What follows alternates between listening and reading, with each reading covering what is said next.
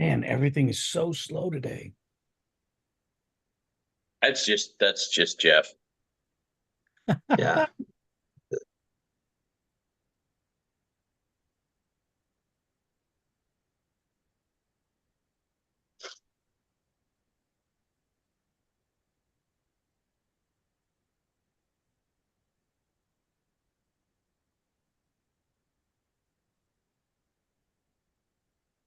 Got us 7/8 of the way there, and it just won't finish. YouTube censoring you.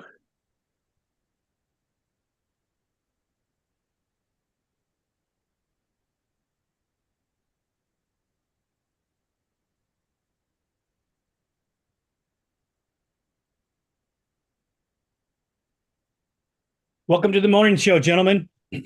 I'm Leonard Duncan, your host from ATV-TALK. I have Jeff Henson here from Dirt Wheels and Joe Tolle from ATV On Demand, UTV On Demand.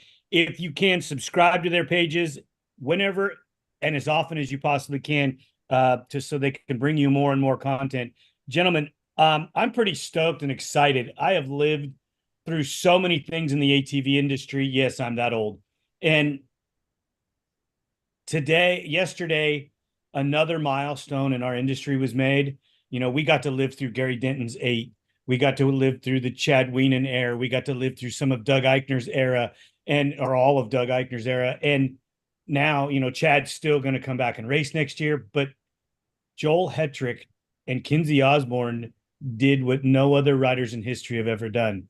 They have remained unbeaten. Pretty amazing. Legendary stuff.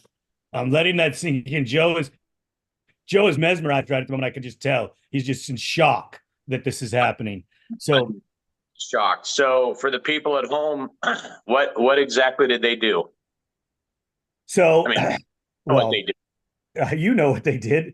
It sounds like Joe doesn't know what they did. No, Joe's gonna let me flounder here. No, it's all good. I probably didn't put it all out there correctly. I get it. Thank you, Joe, for the schooling again, as always. I wasn't trying to school you. I was just context. So they both had a full season, right? ATV motocross, whether it be in the women's professional division or the men's professional division, had never had unbeaten seasons. Joel Hetrick did it first. And I came to find out, doing a little bit of history and speaking with Kinsey Osborn's #1 fan and mechanic and father, she has done it for 45 motos. My God, that's nuts. Yeah. Wow. I mean, what a testament to her mechanic. First, second of all, her absolutely mechanic. Jeez, oh crap.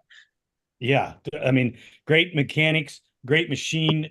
And we're not taking anything away from Joel's, because I think in the men's division,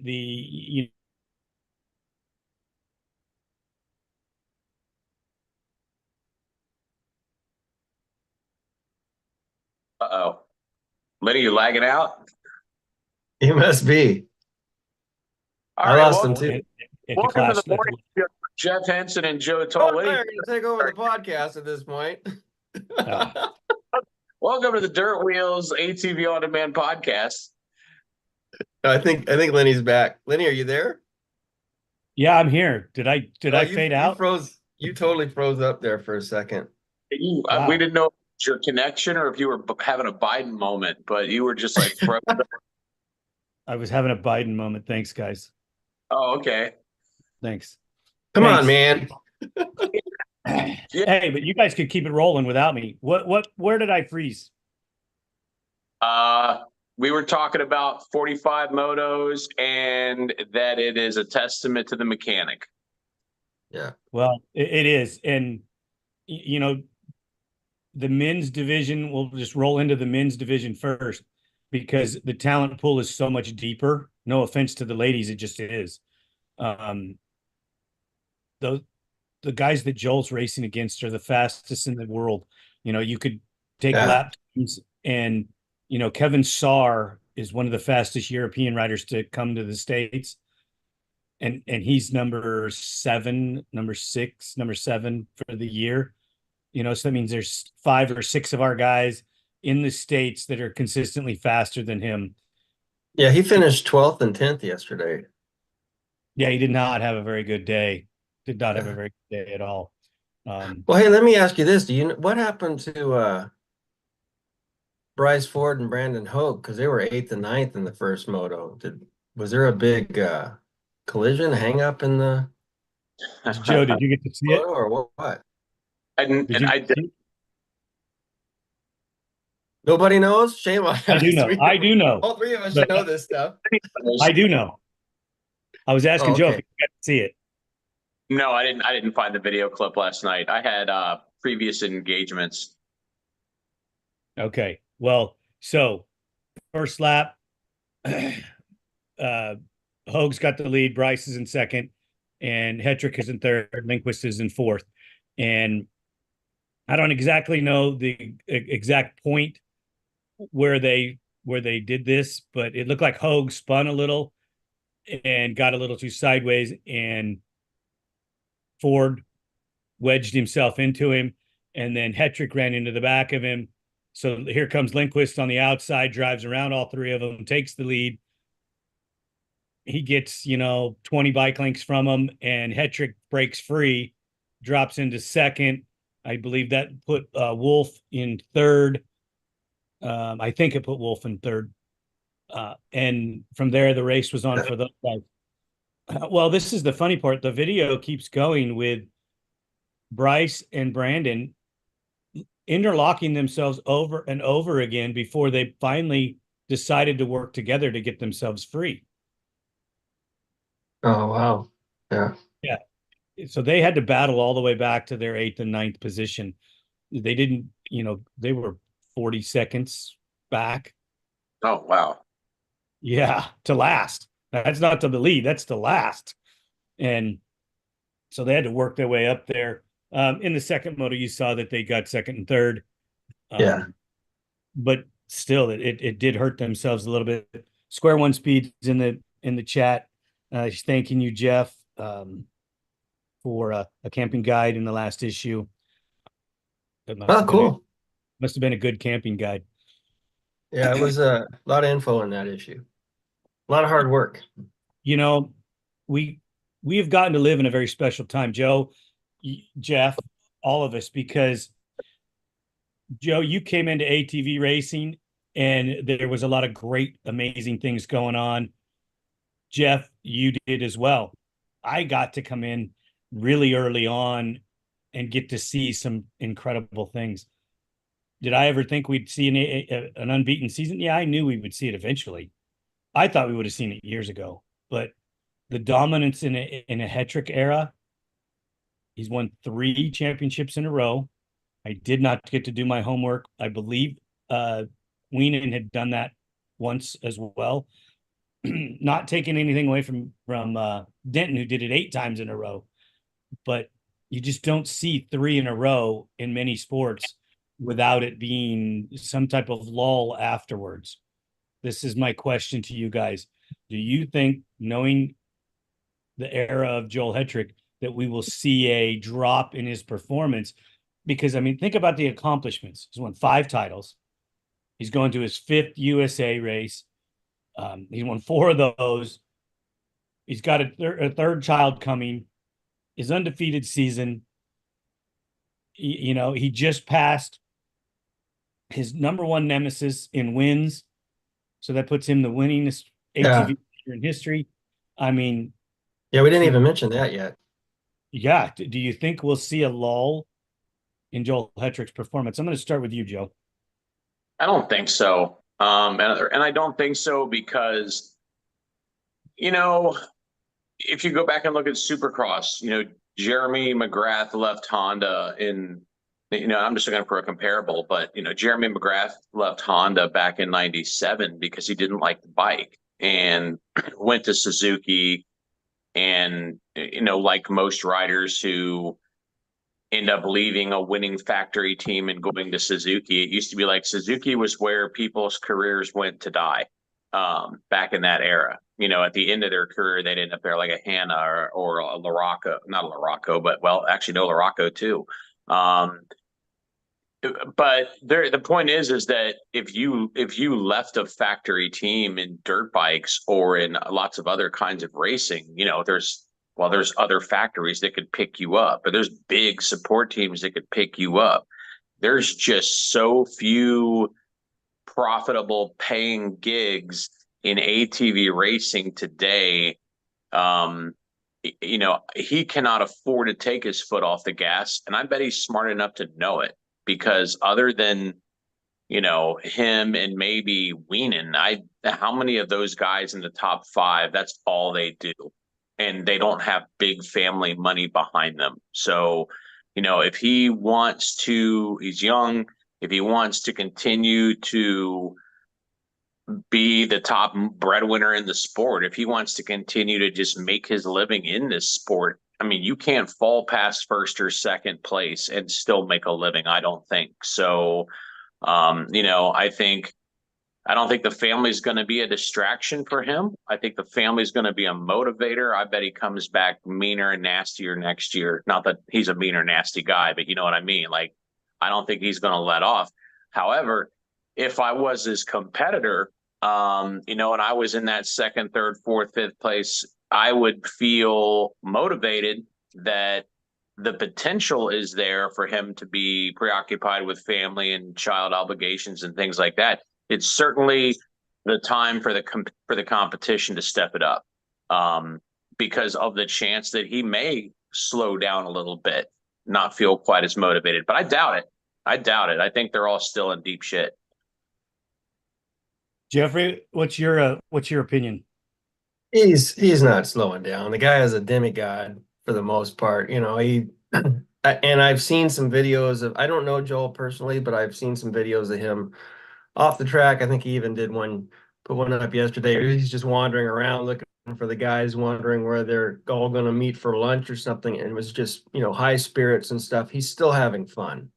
And yeah, again, the paycheck, with this kind of record and stuff, they're probably already renegotiating some stuff for him to bring in a little extra money from Yamaha or whoever. They're not, I guarantee you all of his big sponsors are doubling up on the guy right now.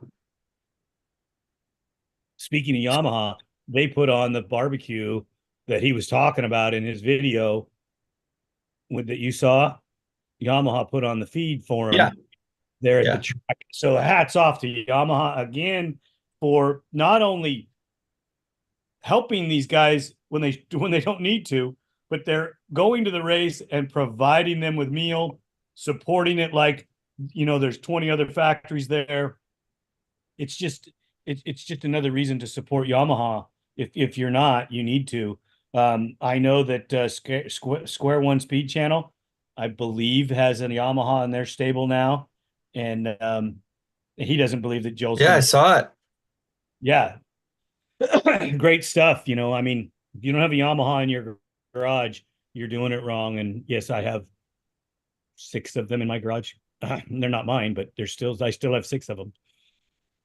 And the last machine the last motorcycle dirt track bike that I raced was a Yamaha. So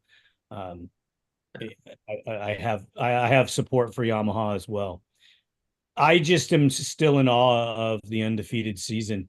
But let's get into Kinsey Osborn here for a minute and really blow your mind. She's won 3 straight titles. She's won 45 motos in a row. That gives her 2 undefeated seasons. The last person to beat her was in 2022. Wow. And that was a 3-time champion as well. So other than the good mechanics, Lenny, you went to Briarcliff and you probably got to see her ride. I mean, maybe, I know you were doing a lot of interviews with the legends there, but what is it about her riding, do you think, that has her at such a high level? Is she jumping more stuff? Is it ground speed? Like, what do you think it is that she's got that the other ladies need to work on? You're gonna love this. I believe she's just having so much fun trying to get better and better and better. And one of the things that makes her get better and better and better is A, her love of racing, but B, she wants to go out and beat her friends. And most of her friends are men, and she races against them, and she wants to go beat them. And yeah, and she just has more fun. This person, Kinsey Osborn, she's the happiest kid I've ever seen. You had her on your show yet? Yes, I have multiple times. Okay. Sorry, I didn't know that. She'll be coming on to talk about her record-breaking season and everything. And she's just an incredible young lady. You get to spend a little bit of time with her, and she will brighten your day. So you look at the competitors that she races against. I'm going to ruin this young lady's last name, but Shelby. They said I could shorten her name to Cobra, but Shelby Cobra was out jumping. Cabrando? What was that? Cabrando? Isn't that her name? It's why you got to make me look bad on my own show? We'll stick with Cobra. So Cobra. she was out jumping her. Some of the other girls were doing some things that Kinsey wasn't, but Kinsey was making up so much ground in the turns and in other portions of the track, it didn't matter.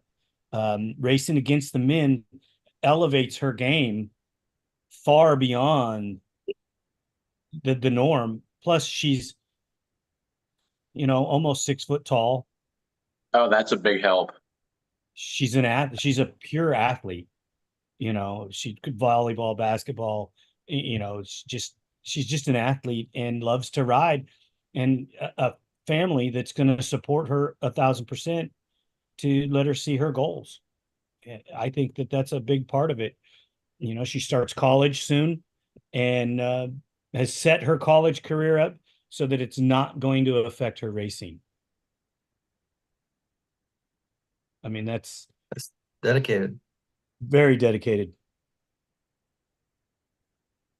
I'm curious as to how lap times how Kinsey's lap times compare to the pro times.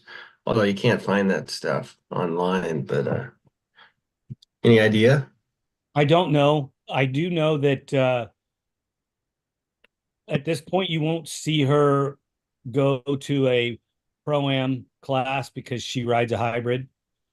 I did have this conversation with her, and I will further it when I get her on the show next time about progressing. She's, I believe, 6th or 7th in 450A. And that's not bad. Not bad at all. She's got a 3rd in one of the motos, a 4th in another, consistently running in the 5, 6, 7 spot overall. Just incredibly fast. And I think next year she's going to be faster. She's just progressing and progressing. You could see this young lady in the professional men's class at some point. The drawback for her is she loves the hybrid. She's going to have to switch to a totally different bike. And the last time I talked to her, she's not super keen on it. Not wanting to do that. And I don't blame her. I mean, hey, if you're having this much fun, you love the bike you're riding, why would you change at this point? But if she gets that fast and gets some support, maybe she would. So that's the knowledge I have on the situation. And that's not taken away from Angela Moore, who's probably won more titles in the women's division than all the women put together. But I don't think Angela's ever went undefeated for 45 motos.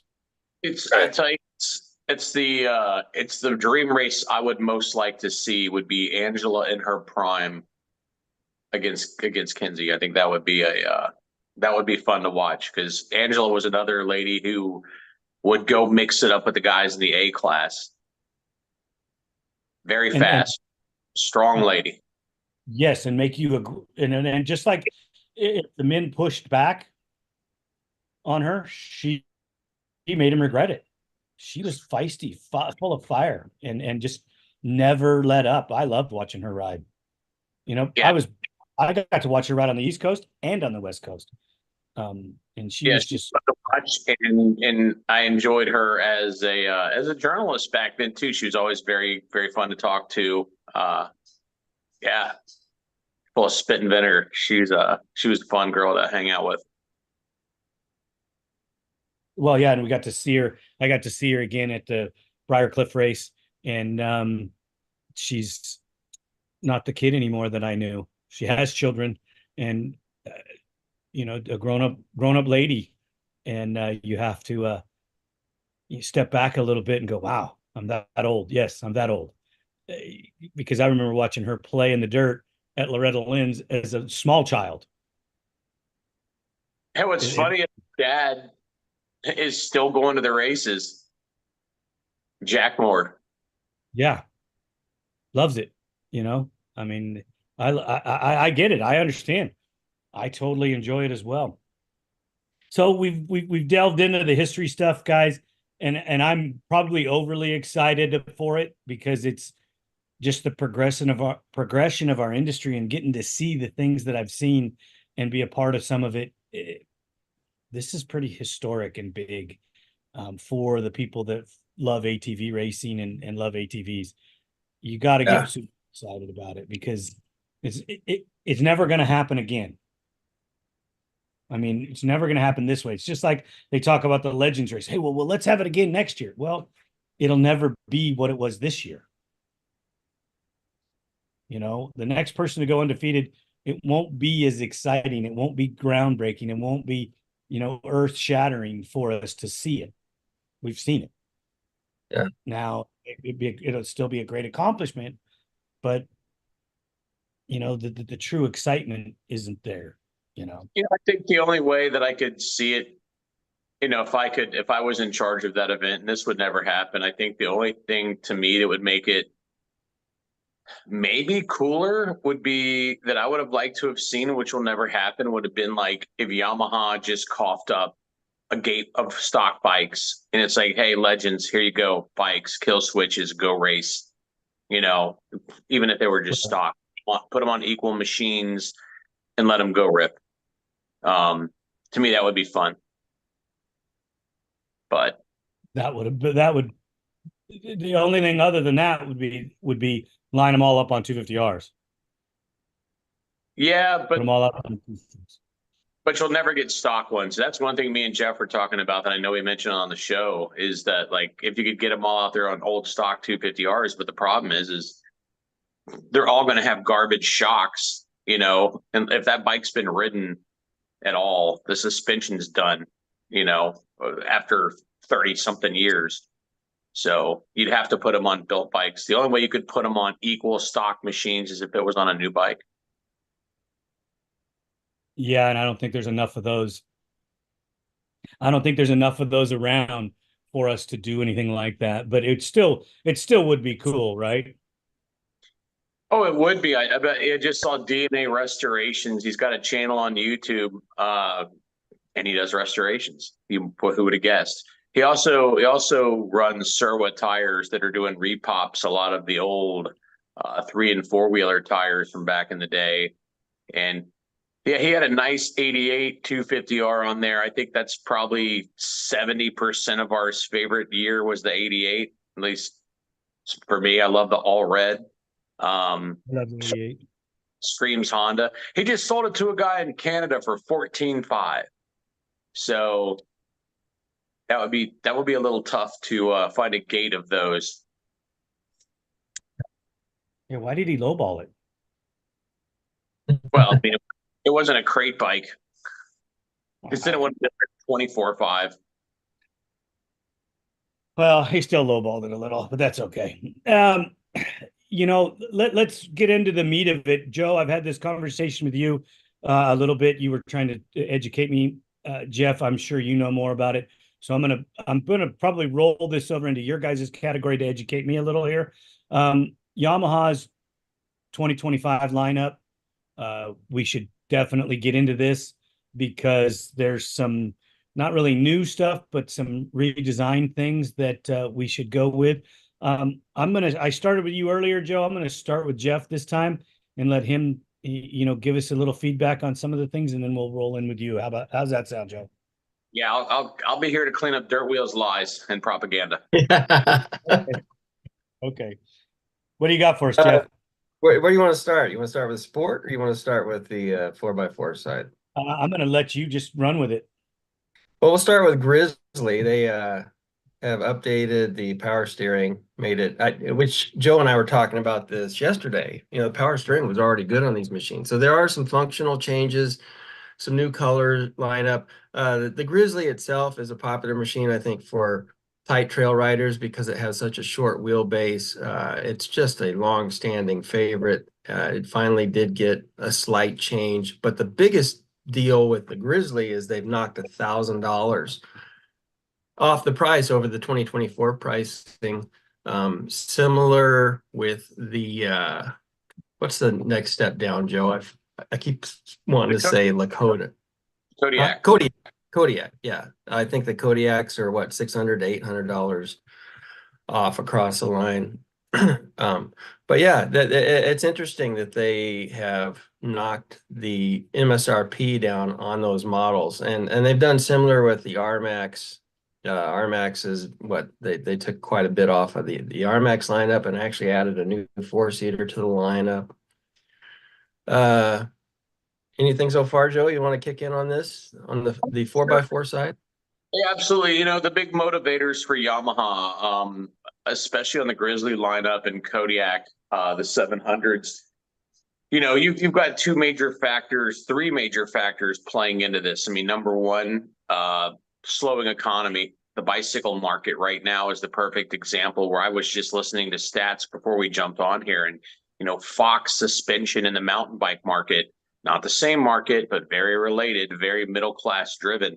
They're down 40% on suspension sales, which is reflected not only by consumer demand as far as buying the forks aftermarket, but buying their shocks and forks for new models for the OEM. So the off-road play market is definitely slowing down. I have heard that Yamaha has weathered this storm better than most in the industry, but Yamaha, a lot of the reason for that is that Yamaha isn't focused on that $30,000 plus segment, where right now, you got Can-Am and Polaris beating the crap out of each other, trying to build the fastest, most expensive side-by-side on the market. And, these vehicles are being predominantly purchased by the middle class, not by rich people, with white glove treatment.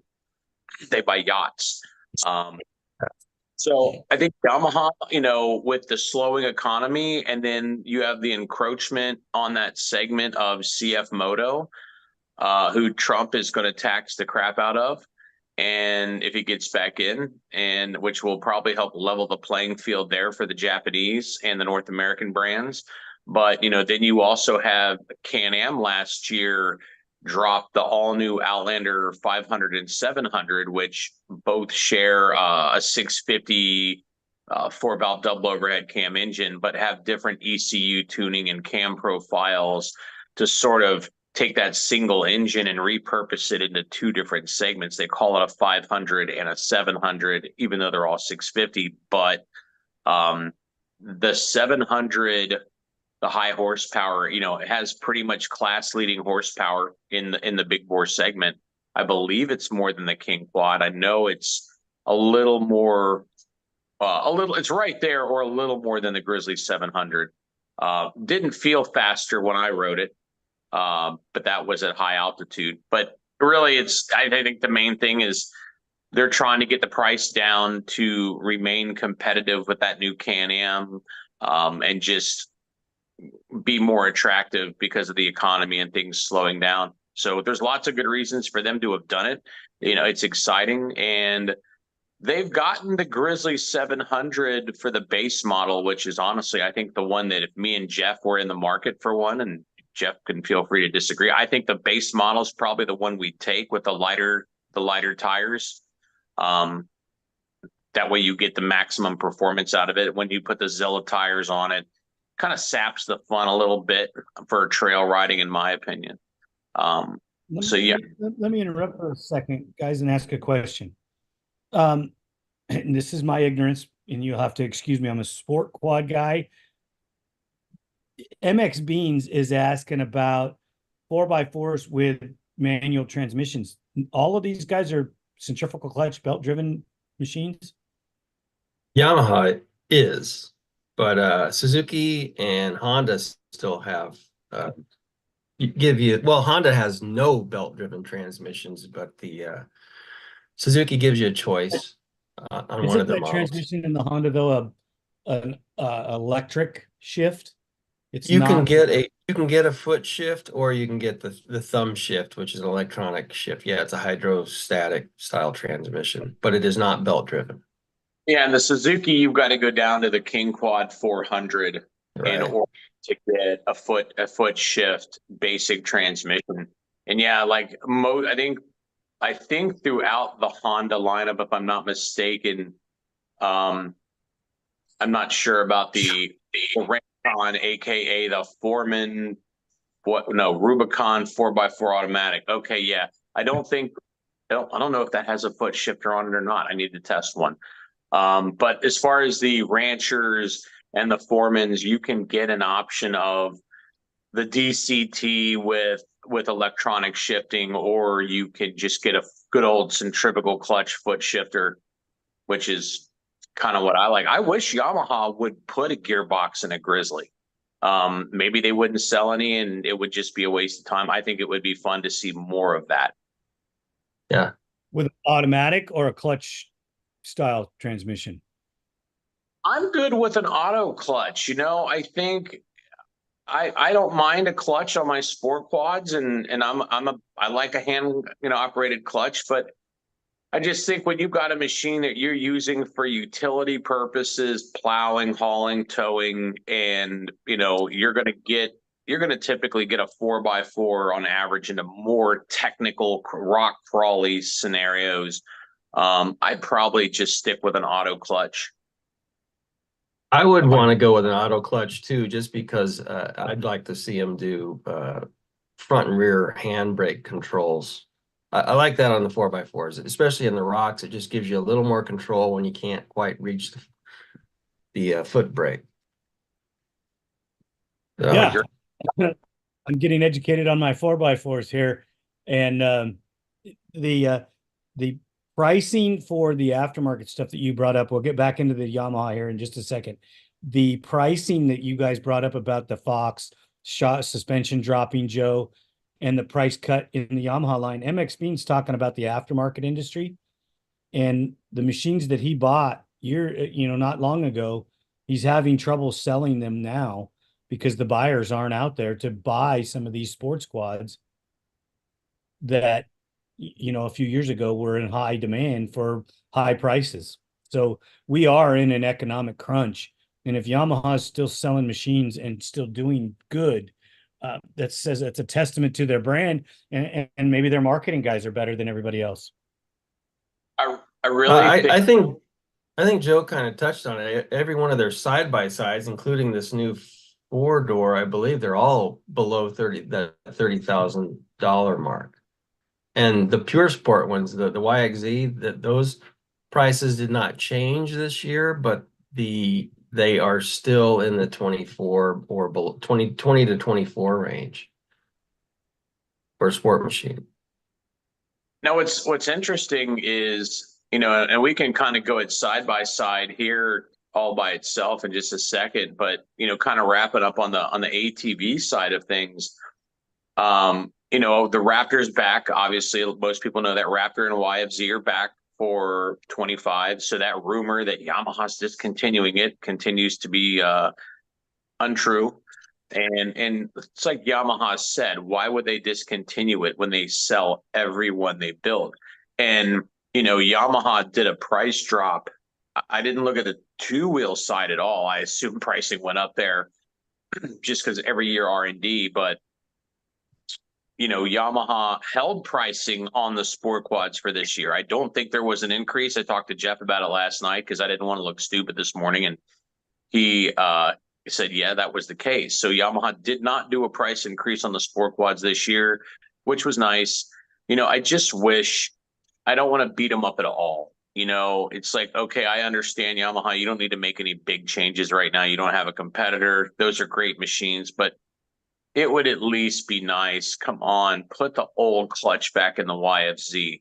We know it's a problem. We know it's a problem. Switch it back. It's not an unreasonable thing to ask. The price typically goes up every year. That's $1,000 that somebody's going to spend before they walk out of the dealer on a different clutch kit. That's my one wish. I'm not going to be mad at them if they don't do a major overhaul until they get a competitor out there to drive them. Hopefully Yamaha has a Gen 3 YFZ sitting in the back, just waiting for somebody to come out with a bike. But, until then, just, Yamaha is a great company. They have a great reputation for reliability. Let's keep that going and fix that clutch. I would bet, if you could get inside Yamaha, really inside, I'll bet you they have a Gen 3, a Gen 4, and a Gen 5 sitting there waiting, ready to rock and roll. And if they don't have the 5 done, they have it on paper ready to go because they're envisioning what the changes are, how good it can be, and where they can go with this. Because I've still talked to the people that I know from Honda that, yeah, it's there. They have the machine that is capable of dethroning the Yamaha on the drawing board, if not it built, sitting there waiting to release it. And for whatever reason, the bean counters won't let them put it into production. It's horrible to see. I don't think Suzuki, Kawasaki do. I really don't. Funny though is, and I don't know if there's anything to this, but all right, I'll ask you guys this now that I'm hosting this show. Does anybody see Honda posting pictures of their old sport quads? Nope. No. Anybody see Kawasaki doing it? Nope. Suzuki? Sometimes. I think Not Suzuki. really. Not really. I think Suzuki likes to be they bring the old first on 4 wheels thing back every once in a while, and they'll throw it out there. Yeah, back when they were cool. Who's this? But who does keep teasing us is Can-Am. I'm pretty sure Can-Am posted on their Facebook because I've seen pictures of it. I hope they hire somebody that can teach them how to build a 450. Well, they build jets. They build lots of big, huge, complicated things that are way more sophisticated than a freaking sport ATV. So they certainly have the capability to do it. Well, just because you're super smart and have the ability to build something that can fly or a train that can go Mach whatever doesn't mean that you can't uneducate yourself a little bit to build a sport ATV that the ATV consumer would love. That machine, when it was in race form, really went to work with the aftermarket guys, was a bitchin' machine. But the aftermarkets had to dump so much money into it to make it what it was, that it kind of diminished itself for the consumer to go buy one. And that's all I'm saying. If you look at the platform, Can-Am, I think they're an amazing company, but if you're going to do it, look at what Yamaha's doing. Look what Honda did. Look what some of these other guys do, and do something maybe not exactly the same, but follow similar lines and build in the way you build it. Oh, yeah.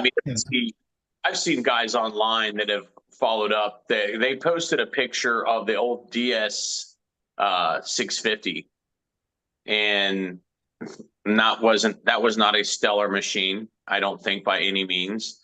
It was cool at the time, but I see a lot of guys in the chat. They're like, "Oh, bring back the DS 450, bring back the DS 450," and I'm sitting here going like, "No, please do not bring back that DS 450. You want to make an all new DS 450, start from scratch, like throw everything about that old bike in the garbage and start over. Great. You know, maybe some attributes of it you'd keep, but because it steered really well, it steered light, it went where you pointed it. I mean, it did some things well, but get rid of the bolt together frame and the unreliable piece of crap motor and put something reliable in it and engineer it better. So it's not such a maintenance freaking nightmare piece of junk. And yeah, let's have it back, but don't bring back what you had, for God's sake, please no. Because it was not a good first effort. No, it wasn't. And, you know, they switched what it was supposed to be in the middle of production, I believe. If you've listened to Jeremy Shell's episode when he talked about being a test rider for him. And, you know, the first thing he rode was a 2-stroke. And then they made it a 450 4-stroke. Go ahead. I was just saying, and he loved it. I've listened to that episode. That was probably one of my favorite episodes. It's like, oh, this guy got to ride the new 250R that we never got. And man, I bet you had everybody else come out with a 450 4-stroke. If Can-Am wouldn't have been so much, we're going to go after racing, and they'd have just dropped the 2-stroke, they'd have probably sold a ton more of those things. Or they'd still be selling them because the 2-stroke, people love the 2-stroke so much. You know, still have to fix the frame. Oh, I totally agree. I think the 2-stroke would have made the deficiency in the frame even more evident because of the vibration, even with the counterback. 2-stroke. Joe, were you at the original Can-Am press intro years ago? Did you remember that? That was I was still at ATV scene at the time, and Pellin was there, I think, with Jackie Meadows. Oh, okay. I just remember they were really proud of that chassis and then the aircraft grade fasteners and everything that went into it. And yeah, I liked it initially, but I was always riding brand new machines that they would send us, and I didn't have any major complaints about it, but I do hear that they come apart. So let me ask you guys this: you get invited to a preview of a new machine. How do you not pick it apart and tell them where they made mistakes? Jeff, you want to go? We do actually occasionally there. They'll even have they'll usually have their engineers there that want to know what we like, what we would change. All of them, especially Yamaha does this. Can-Am does this, and we'll give them some suggestions, and sometimes they follow up on that stuff. I'll give you one thing in particular. It was a Can-Am 4x4 ATV back in the day. I think it was the 800 when it came out.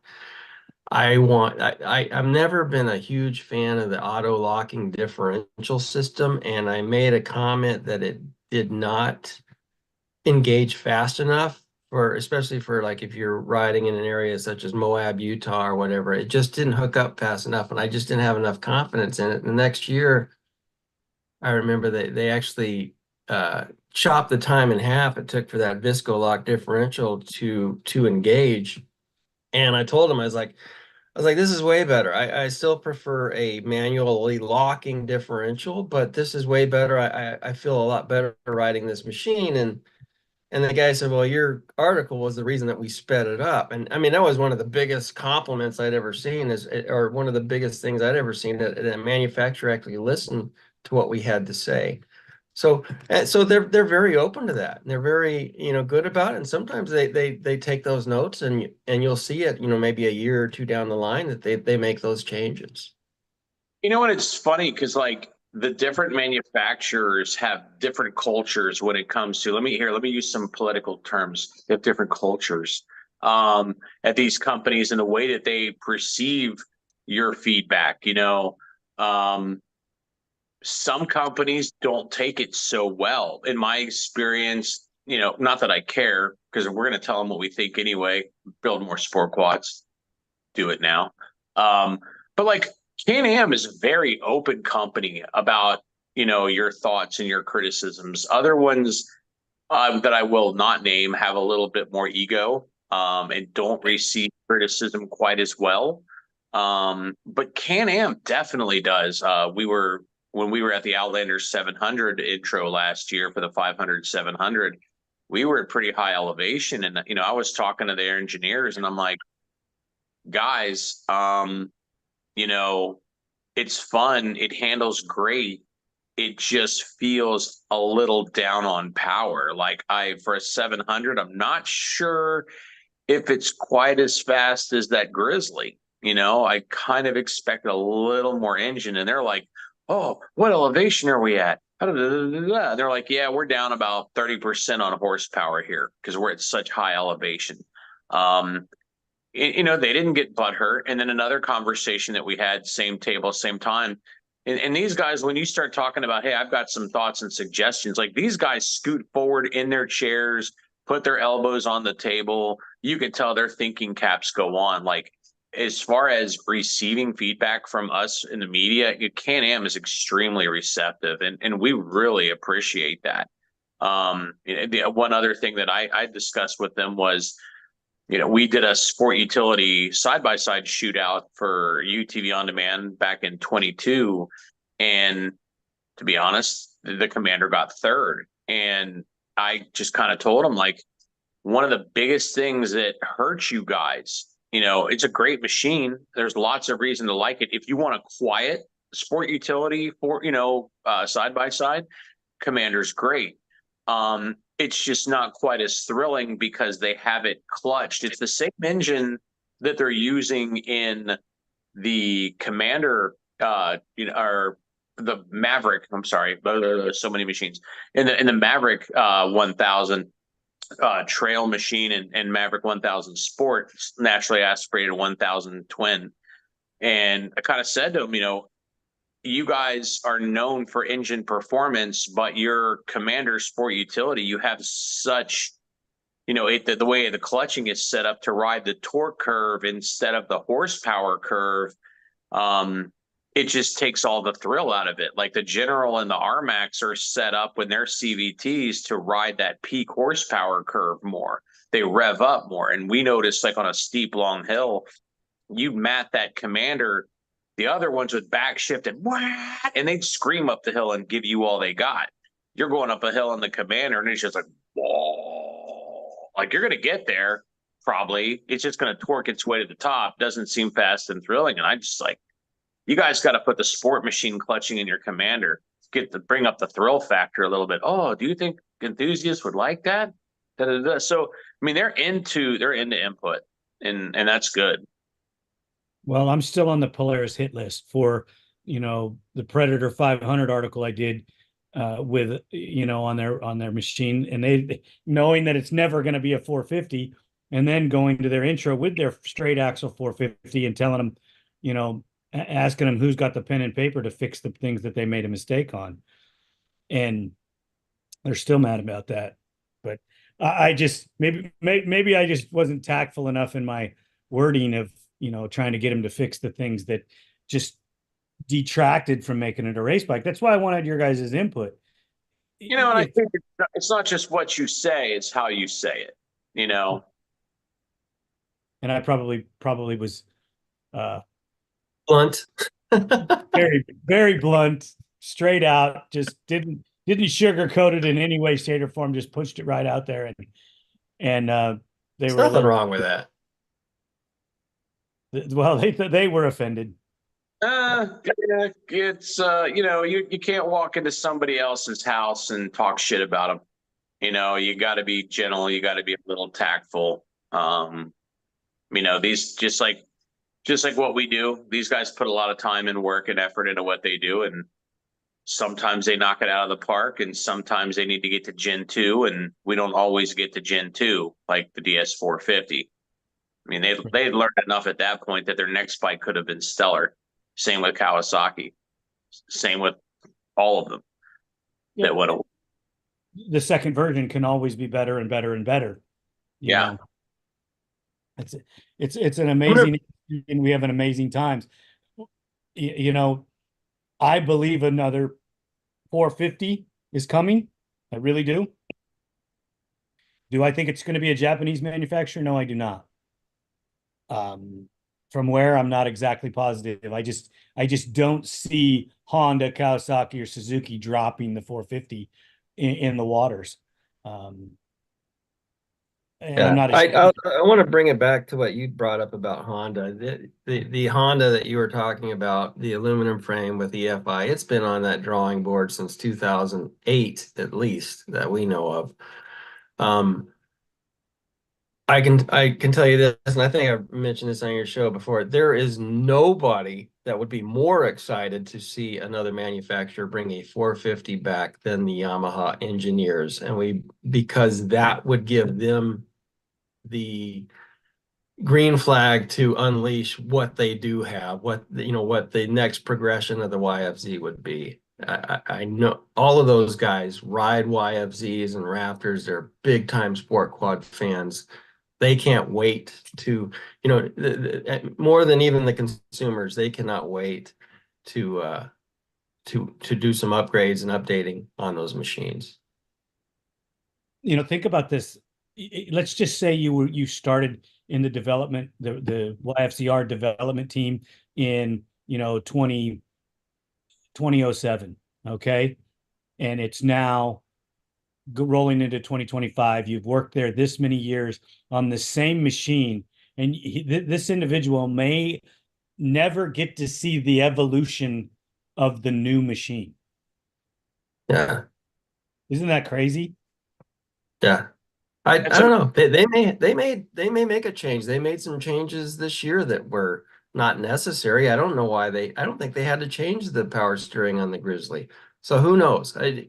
And like you said, a new clutch for the YFZ, I don't think that's out of the question. They could go that route. And they've Joe, upped it like last year. It's kind of like they've touched on everything except sport quads, literally everything. Last year they did their third round of updates. I think it's round 3 on YXZ 1000R, their sport side by side, and they dropped the price. And then this year, new power steering for Grizzly dropped the price. The RMAX models, which is their sport utility side by sides, now they didn't need it, but they added 3-mode electronic power steering because Can-Am and Polaris have it. So Yamaha did it. I think that's more for perception of we have all the features that our competitors have. They didn't need it. They probably had the best power steering in the business just with a single mode, but hopefully they've made it even better than it was. Options are always good. So, but they updated the RMAX, and I mean, the RMAX got a bunch of changes. They recalibrated the shock tuning a little bit, trying to make it more plush off the top, with more bottoming resistance, multiple mode power steering.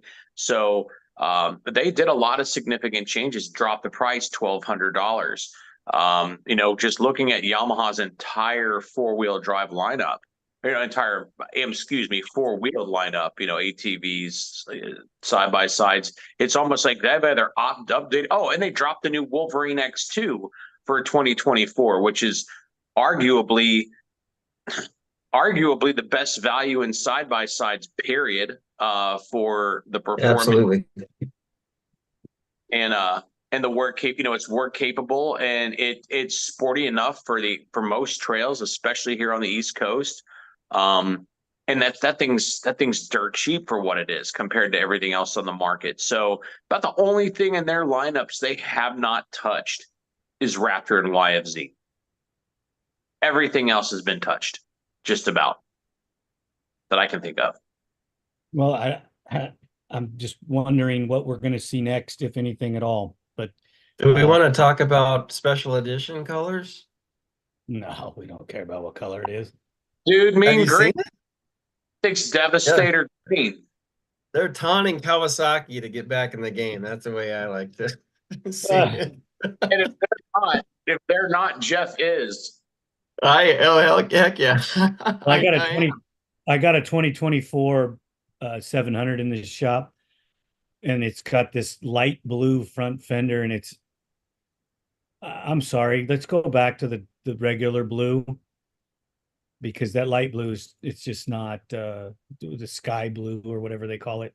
It's You don't just not. you don't like that black and turquoise look? No, it's not turquoise. This one that I have is light blue. It's a light blue. Yeah. Yeah, with a freaking black fender in the rear, and might even be a dark blue fender. I don't even know. This year they've got the green, but the Raptor also gets a red and black scheme, which I wasn't too crazy about, but the green is actually growing on me a little bit. I think it's gonna be one of those. Well, it's growing on me, but I look at it, I'm like, either people are gonna love this or they're gonna hate it. And I don't know. I gotta see one up close. I Well, almost half the crowd will like it. I mean, there's a lot of them that'll like the green. I'm Yeah. not a I'm not a green fan. I'm gonna go back to the traditional blue, no matter what I do if I build a Yamaha. So Yeah. Which still, I like it's it. still, you can still get both models in Yamaha blue, um, Right. which you get into the funky colors if you get into the special editions, which I look at the special editions on so many manufacturers, and I'm like, well, aluminum heel guards. Okay, they're still going to catch mud just like the plastic heel guards did. So that's not really an upgrade. And it's got an aluminum bumper that I wouldn't have bought that style bumper anyway. It's like I'd be calling DBR and saying, "Hey, send me some netted heel guards for my Raptor, that'll let the mud pass through. That would be an upgrade." So I don't know. The special editions, to me, it's like I get a few extra parts I really wouldn't want with some color schemes that I'll buy the base model, thank you. well, I agree to a point. Gentlemen, as always, thank you so much for joining me on the morning show. We need to thank our sponsors really quick here. Elka Suspension, they're always here for us. They are the #1 shock in the industry. They're dominating everywhere you look. Elka is doing it in ATVs and UTVs. So make sure if you're looking to increase your ride, get on some Elkas. GBC, these guys make tires for every model out there, whether it be ATV, UTV, your truck, your trailer. Hey, GBC's got the tire for you. Make sure you give them a call and they will supply you with whatever you need. The Blunt family, these are just ATV enthusiasts. They love ATVs. They wanted to help ATV Talk bring you more shows and actually get on the road, which we've done. And thank you very much to the Blunt family. Antelope Slot Canyon Tours. Guys, if you went and booked your tours yet and got out to the canyons, you guys, Joe, this is on you, bud. You said you were going to go. No, I'm waiting on them to take you out so you can go do a report on it. Oh, that's it. I see. I see how you just throw the curveball right back at me. But hey, if you're on vacation and you're in Arizona, book a tour with Antelope Slot Canyon Tours. They have some buses and I believe a helicopter that you can take from Vegas to Page and take a tour. So you can do that if you're in Vegas. So get out there and take a tour. You're going to love it. Craig Christie, he's always a big fan. He also raced for me for a number of years, and he wanted to make sure that we could travel and get out to Briarcliff, and he helped us out. So thank you to Craig Christie. Dirt Wheels Magazine, guys, if you haven't got your subscription yet, you need to get it. They have an amazing magazine that you will love to sit down and read like the old days. So you could smell the fresh print as well as read them. It's still fun to me to see the magazine show up. I take a few minutes at work, you bring it home that night and read the magazine. It's enjoyable for us older guys. You young people should do it as well. So get your subscriptions for Dirt Wheels. You got to love that. And ATV On Demand, UTV On Demand, if you're not watching their videos, you're behind the 8 ball because you're not getting filled in on the new machines, the shootouts and whatever Joe is covering at the time. Jeffrey, you got anything in closing? I'm ready to go to the dunes, man. So we got our sand issue coming out soon. If Ian's still in the chat, let's get those YFZs out there this year and have some fun. Is he still there? I'll pick you up in Yuma. I'll pick you up in Yuma on the way down. And I guess that's all I got. Other than, that ATV On Demand guy. I don't listen to him at all because he's all BS and lies. So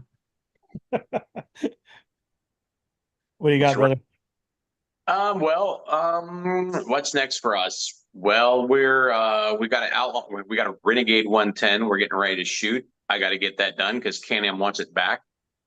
Probably one of the most interesting youth models on the market because they are the one major manufacturer that makes a 110 four-stroke. Most of them are kind of the same, but theirs is a little different. They make a 110 base model that's about the same as a Yamaha or a Polaris.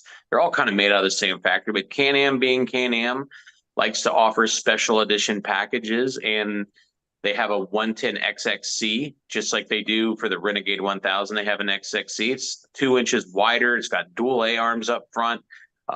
Hey, you don't even have to wait for my video. Dirt Wheels Magazine tested it a while back. Jeff was a big fan of that thing. I think it was kind of because it was more his speed, but I think the kids are going to like I it agree. too. And so that's coming up. And on the side-by-side deal, we dropped a Maverick R test, which is kind of moving slowly. And I think it's because there's a million videos on that car on YouTube already. Can-Am better let me go first next time, or I'm not going to be happy. But we've got a 1,000-mile review on the Polaris Pro R coming up for everybody that thinks Polaris can't build a decent quality machine. We did 1,000 miles on one, and we'll be telling you how that went, what broke, what didn't. Some setup tips on that. We'll have a shootout coming between that and the Maverick R, and parts are starting to trickle in for one of the most over-the-top builds that we've done on a side-by-side, because we are going to build a Maverick X3RR, which is their 72-inch wide, 200 horsepower car. We're going to make the necessary engine suspension upgrades so that if you have that vehicle and you're in debt for it and you're not in a good position to get out of it and you still want to have the fastest car in the pits, we're going to show you what you got to do to make a Pro R and a Maverick R killer out of it. So, yeah, might want to subscribe for that on UTV On Demand. Hey, no offense, but how much did the wrecker cost you to bring that Polaris back in after you got 500 miles on it? You know, we'll find out. Alan is shooting an interview this weekend on it as to what he did and how it ran and what problems. And if you want to hear about all the trials and tribulations, honestly, I think a lot of these guys, because there's a lot of Billy Johnnies in this sport, I think, yes, there's always things you can do to improve machines, but I think Polaris and Can-Am, but I think maybe Polaris's reputation is a little more questionable by a lot of people, and I think that's just a lot of it's due to their popularity. Yes, there's some things that they could improve, like everybody, but that car didn't prove to be a piece of crap. It's not like that thing fell apart, because it didn't, but and we're not going slow. Alan is a former pro racer. He goes out in the desert, straps his wife in the car. They go pound whoops at 60 miles an hour, and they don't break much because they don't run into things, because when they're in a crawling low speed situation, they use low range. They don't just sit there and go 60 miles an hour and hold the engine at a constant RPM. They vary it. They do all the right things to protect the car, and they don't crash. If you crash and you bend something, that's not on the manufacturer, that's on you. If you think you're smarter than an engineer and you won't use low range and you're tearing up belts, well, you're an idiot. So, learn to drive your crap, and it'll probably be a lot more reliable. So, point well taken, brother. Point well taken. Gentlemen, have an amazing Sunday. I have enjoyed the show, and congratulations to Joel Hetrick and Kinsey Osborn for their amazing feats in ATV motocross. Good stuff. Yeah, that's exciting. Can't believe it's been an hour already. Right. I know. It just went by super fast. Thank you guys so much. Have a great day. We'll catch